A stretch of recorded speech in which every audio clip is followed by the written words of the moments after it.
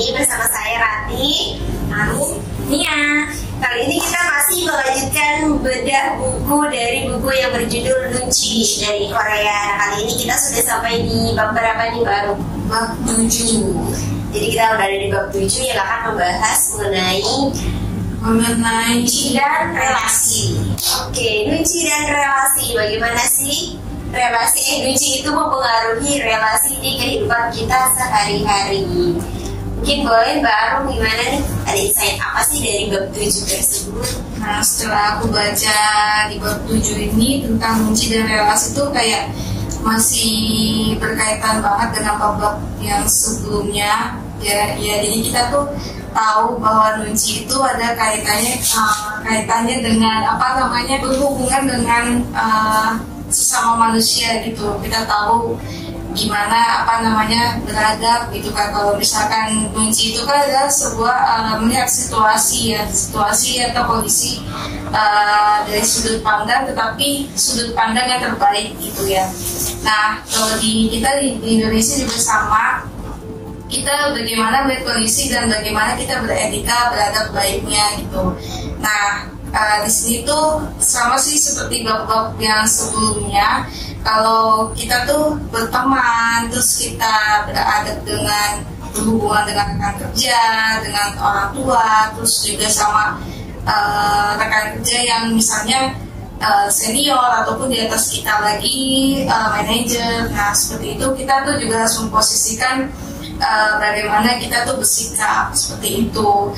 Dan kalau misalkan di sini nunci kita tuh lemah atau kan sikap sensitif kita itu tuh kayak kurang banget, nah itu perlu banget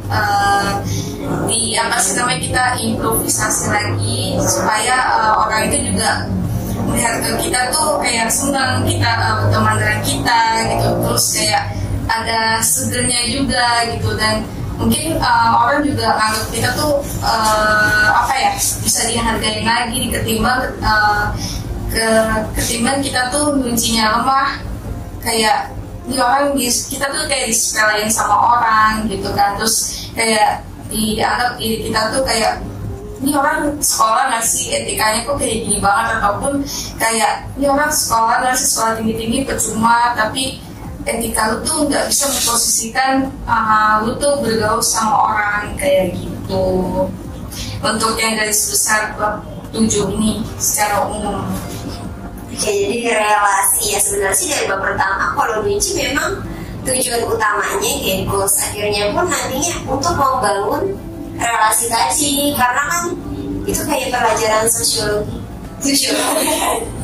Pokoknya gitu, bagaimana kita memposisikan diri ketika kita komunikasi sama orang lain. Ini kan masuk bagian dari relasi. Dan tadi baru juga udah menyinggung bahwasanya walaupun kita nggak terbangun nunci dalam diri kita dalam relasi, pasti orang tuh yang kayak dia nggak akan terbangun relasi itu. Orang deket aja gue malas sama lu gitu, gimana mau terjalin relasi itu gitu. Apalagi kita kalau di dunia kerja penting banget untuk menciptakan relasi sebanyak-banyaknya, seluas-luasnya gitu kan. Nah, kalau dari Mbaknya gimana nih? Mungkin pernah nggak sih punya pengalaman terkait nunci dan relasi? Enggak. Karena baru ini kan baca nunci, jadi sepenting itu loh tirikan mata, dan sepenting itu kita mengamati ruangan, mengamati orang, mengamati keadaan dalam bagaimana kita bersikap dan berperilaku. Nah, kalau di bab-bab sebelumnya kan kita diajarin bagaimana meningkatkan atau menumbuhkan nunci. Nah, kalau di bab 7 ini kita langsung ke praktek bagaimana kita membangun relasi, dan di sini ada yang menarik banget, yaitu relasi dengan pasangan kita.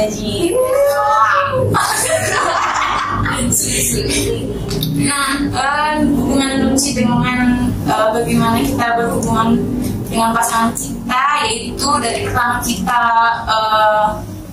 menemukan seorang yang mau kita kencani. Kencan daring telah menjadi sarana yang lumrah. Jadi kayak kencan daring secara bagaimana si kencan daring ini menjadi lumrah adalah kita kan sering menemui orang tuh tiap pagi pasti beda, kayak berangkat kerja, berangkat naik motor atau berangkat di kereta, itu kan pasti nemuin orang yang berbeda-beda. Nah, nunci kita tuh harus jalan setiap harinya untuk menemukan pasangan yang kita kencani. Nah, ketika kita sudah kencan itu, diajarkan di sini bahwa kita tuh seperti bab sebelumnya ada yang membahas tentang bacalah apa yang tersirat. Nah, di buku ini, di bab ini ada contoh kayak ceweknya ini lapar, tapi cowoknya ini cuma nanya aus gitu. Padahal itu udah tersirat dari bahasa tubuh si ceweknya bahwa dia lapar, tapi karena si cowok ini punya nunci yang lemah, nggak mau ngelihat pasangannya dengan baik, berarti dia nuncinya masih lemah dan nggak tahu kalau memangnya si cewek ini sudah lapar, tapi dia cuma ngasih sebuah kopi gitu. Udah tersirat deh gimana kita kalau kita lapar. Nah, karena nuncinya kita nggak ditingkatin, bahwa kita nggak tahu kalau pasangan kita sedang merasakan apa gitu.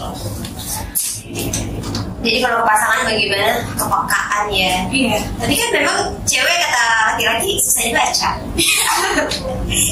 Makanya kalau mau nggak susah dibaca, kita juga harus mempunyai nunci yang tepat, nunci yang kuat. Kalau cowok gue nih nggak bisa loh di kode-kodein ya. Kita tuh harus ngomongnya dengan jelas. Kalau lapar ya bilang aja lapar, kalau capek ya bilang aja gue istirahat dulu gitu. Jadi kalau capek marah-marah.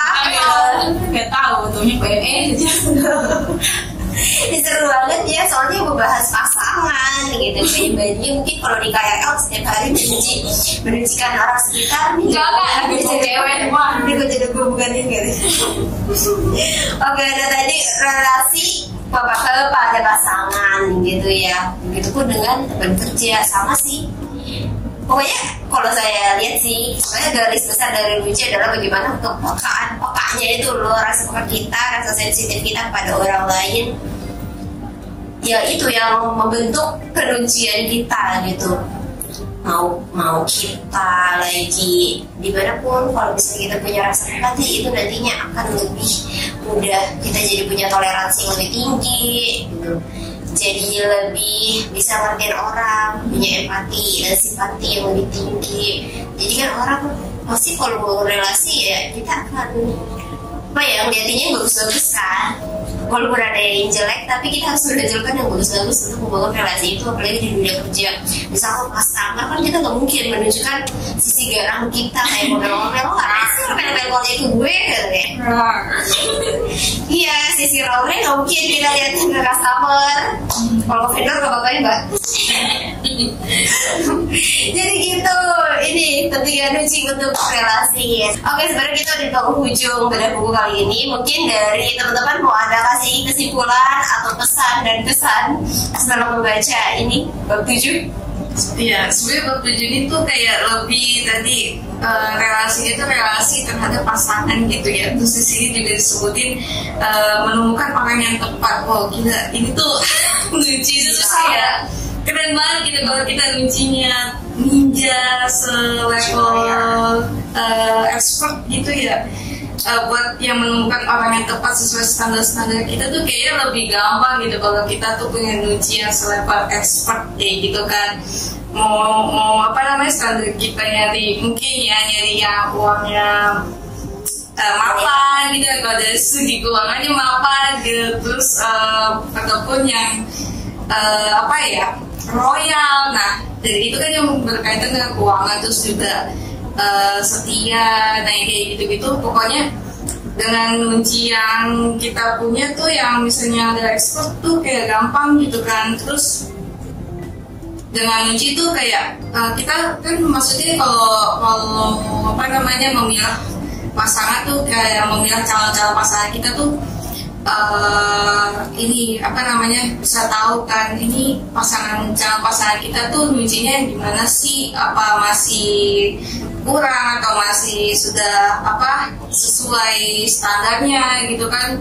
Misalkan di situ ada cerita kalau ada apa namanya sepasang perempuan sama laki-laki tuh, jadi si laki-lakinya itu tuh kayak kalau dari segi omongan tuh kurang banget gitu, jadi kayak lebih apa sih menyepelekan si pasangan si wanitanya gitu, kayak misalnya sebutnya namanya Evelyn. Si Evelyn itu dari keluarga yang ekonominya kurang banget loh. Jadi apa-apa harusnya Evelyn tuh dengan gue yang nafkahinnya dia tuh dengan kecukupan, harusnya dia menghormati gue. Kan harusnya seorang laki-laki nggak harus kayak seperti itu, meskipun dia yang tadi dibilang mau dia kaya, mau dia pendidikan tinggi, tapi dia kurang etikanya. Nah itu kan apa namanya kayak masih minus aja gitu kan, yang ditaraf kesetaraan. Maksudnya standar kita kan tadi ada yang royal, ada yang setia, terus juga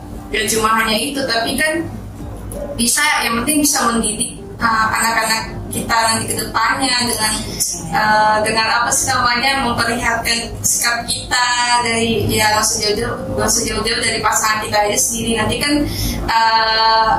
keturunan kita nanti tuh yang akan melihat, dan kita tuh menjadi gurunya anak-anak kita nanti, seperti itu. Mungkin semakin dewasanya yang ini, Nunci itu emang perlu banget kita belajar lebih digali-gali lagi. Oke, jadi ya tadi yang udah dipaparin sama Mbak Rum, Nunci ini juga membantu kita nih untuk memfilter pasangan kita, untuk memilih pasangan kita.